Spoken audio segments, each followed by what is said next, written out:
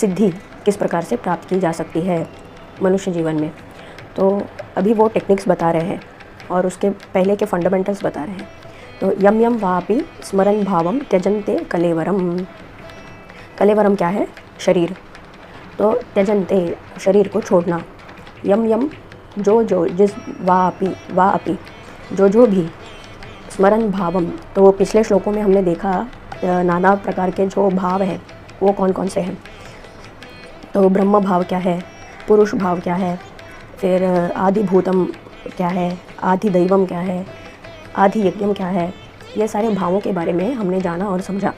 तो अब भगवान आगे कह रहे हैं कि जिस भाव में भी रहते हुए जो भी मनुष्य ये शरीर को त्यागता है उसी भाव को वो पकड़ लेता है। तो आगे उसकी आगे की यात्रा उस भाव पे डिपेंडेंट होती है।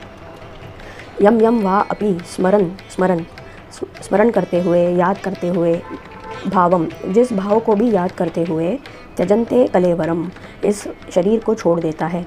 तम तम एवैति कौन्तेय, हे कौन्तेय, हे कुंती पुत्र, उस भाव के अनुरूप ही उसे मिलता है क्या? सदा तद्भाव भावितः, उसी भाव में रहते हुए, जिस भाव में रहते हुए वो शरीर को त्यागता है उसी भाव को पकड़ के वो आगे चलता है। तो उसी भाव में उसकी आगे की यात्रा होती है। तो उस स्टेट को, उस भाव को वो अटेन कर लेता है। तो मान लो अगर इस शरीर को छोड़ते समय किसी का भाव आदि भूत में है, यानी इस मटेरियल नेचर में ही है, तो आगे वो इस मटेरियल नेचर में ही रह जाएगा। परंतु अगर वो उस शरीर को छोड़ते समय वो परम भाव को पकड़ लेता है तो वो उस परम धाम को जाके पहुंच जाएगा। तो ऐसे जिस भाव में भी रहते हुए उसको याद करते हुए जो भी व्यक्ति इस शरीर को छोड़ता है, इस शरीर को छोड़ते समय जिस भाव का स्मरण वो करता है उसी भाव में वो लीन हो जाता है। अगर माया के बारे में स्मरण करेंगे तो माया में लोग वापस आके अटक जाएंगे।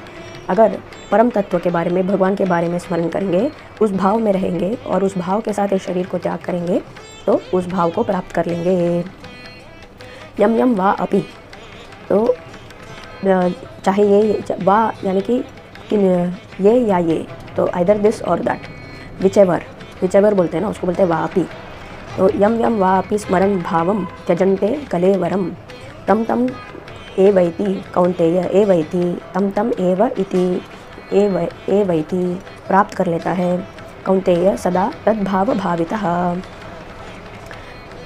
तो इसका तो अभी आप समझ गए होंगे इसका